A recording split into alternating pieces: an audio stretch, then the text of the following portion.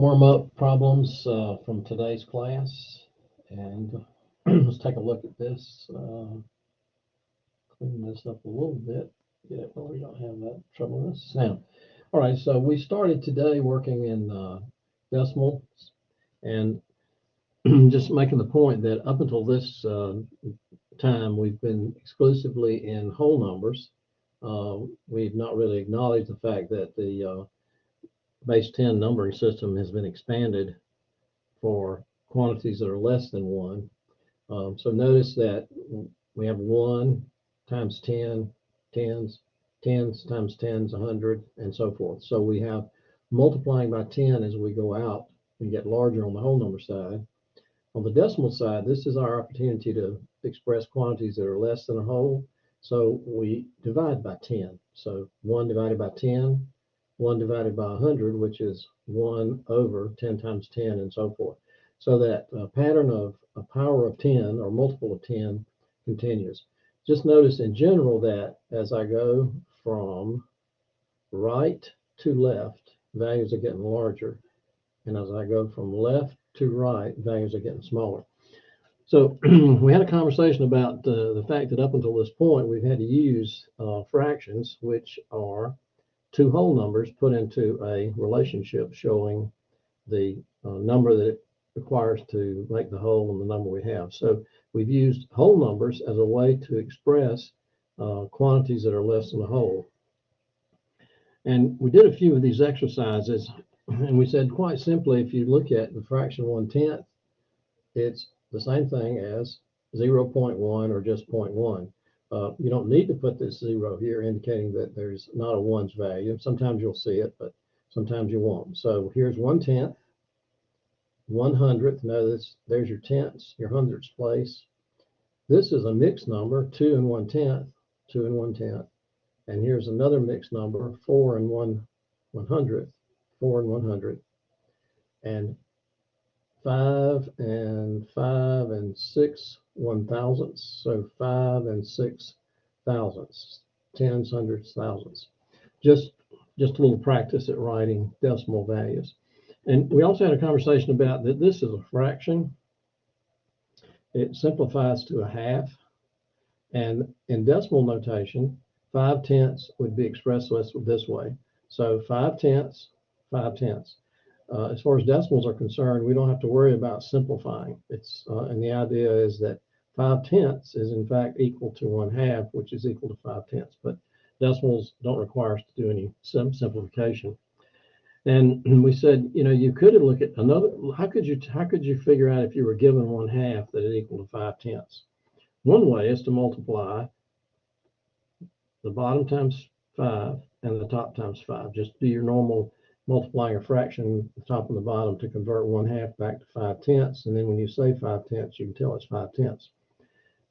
A more direct method is just to turn the 1/2 into a division problem, 1 divided by 2. And if we were still in whole numbers, we wouldn't be able to do this, because this really says I have one thing and I want to make a group of 2. Obviously, you can't do that, but we can do it with decimal division. So we take the 1, make it the dividend, and the 2 is the divisor. And notice this 1 and this 1 are the same. I simply added the implied decimal point and added a 0. So this value looks different, but it's the same as this value. Then you do decimal division. You place your decimal point above in the answer. Divide 2 goes into 10 5 times, and then so there you go. So 1 divided by 2, or 1/2, is 5/10. And we had a bit of a conversation that sometimes you have a fraction. Let's say the fraction that we had here was 5/8. And if you remember what I said a minute ago, I can convert this to 5/10 by multiplying by 5 by 5. There's not any way to convert this one back to a denominator of 10 or 100, because there's not a whole number I can multiply times 8 that will equal 10 or 100. So in this case, I'm going to have to use this division process, which says 5 divided by 8, and then you do your same decimal division. I didn't finish it off, but this actually turns out to be 625 thousandths, is the same as 5/8. We discussed adding, subtracting, multiplying, dividing with decimals. The idea here is that when you add decimals by hand, you really need to make sure you line up your decimal points so you know you're adding same place value amounts. Here's an example over here where I was a little sloppy, and you can tell the decimal points are all over the place. So you'd really have a difficult time adding this up by hand. The other comment we made is, look, this value started out as just 5/10. Let me click one here. This value started out as just 5/10. This started out as 100th. This started out as 2 with no decimal values. This started out as 4 and 100. And what we did is, to help us with our alignment, is we added 2 zeros, added a 0, added zeros, added zeros. Now suddenly it gives you a certain realization that 5/10 is the same as 50 hundredths or 500 thousandths. Now you say, well, that can't be right because these are entirely different numbers. As far as the amount of quantity that's represented, 5/10 is the same quantity as 50 hundredths, which is the same quantity as 500 thousandths. And the idea is, and without doing too much of a drawing here, the idea is that if you take an item, okay, and you divide it into 10 slices, 1, 2, 3, 4, 5, 6, 7, 8, 9, I think that's 10. 1, 2, 3, 4, 5, 6, 7, 8, 9, need one more. Divide an item into 10 slices, and you want to have 5 of those tenths, right? So you'd have 1/10, 2/10, 3/10, 4/10, 5/10, right? So visually there's 5/10.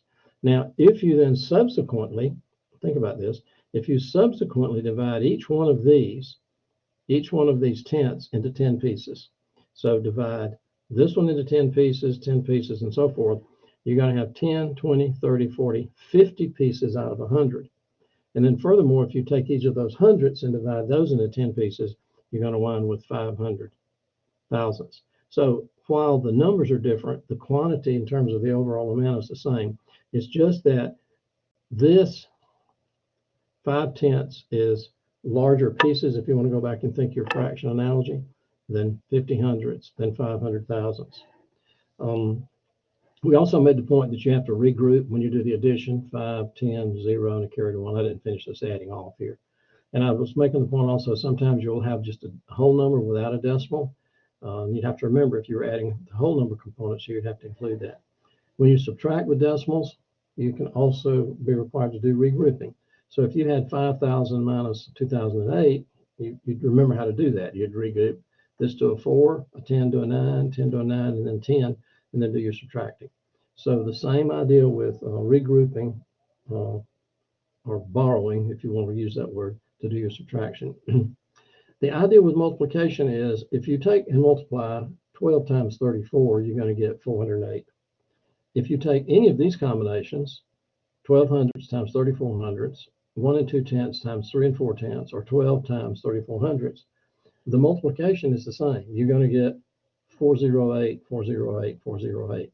It's just that you have to determine where the decimal point should be in the answer.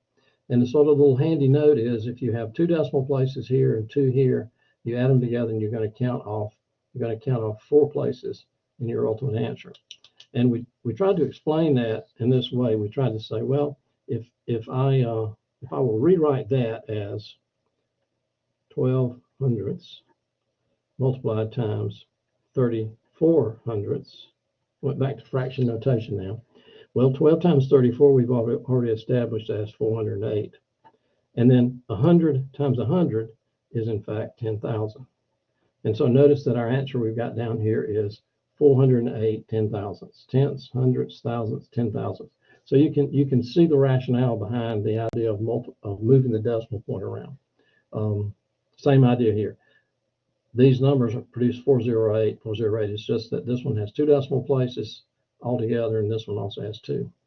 Then we did a little division problem, and we noticed that the main difference when you're doing division is you have to decide whether or not share another piece of paper here, whether or not you have a decimal divisor. You have a decimal divisor. So if you have a decimal divisor compared to a whole number divisor, then you could say, well, I can do the whole number divisor pretty easily. I'll just say 12 goes into 408 decimal point, raise it up to here. If I have 4 items, I can't make a group of 12. If I have 40 items, I can make 3 groups of 12 and so forth, and so you get this result. On the other hand, if it's 0.12 divided into this, you've got a different challenge, because you need to convert this divisor into a whole number. How do you do that? The shortcut is simply move this 2 places to the right, and then move the decimal here 2 places to the right. And you got to ask yourself, well, how does that make any sense? Well, think about it for a minute. What I'm doing basically is I'm multiplying both the divisor, and the dividend by 100. So notice, if I write this problem as tenths, hundredths, 408 10,000ths divided by 12 hundredths, which is this problem, and then I say, well, to convert this to a whole number, multiply by 100. And if I multiply here by 100, I must multiply here by 100. So the result of that is decimal point moves 2 places right, decimal point moves 2 places right. So what you're going to be told is, when you have a decimal divisor, move it to the right enough places to it's a whole number, and then move the decimals inside the dividend the corresponding number of spaces. So there are reasons why this whole business of counting to get the number of decimal places in a multiplication problem, and down here moving decimal points around in your divisor and your dividend, there are actually reasons why those little shorthand techniques work. Okay, so I don't think I have anything else to add on this. Just kind of slide this around for a second or two where you can see the little calculations that we did. All right, so I hope these little short videos are helping you.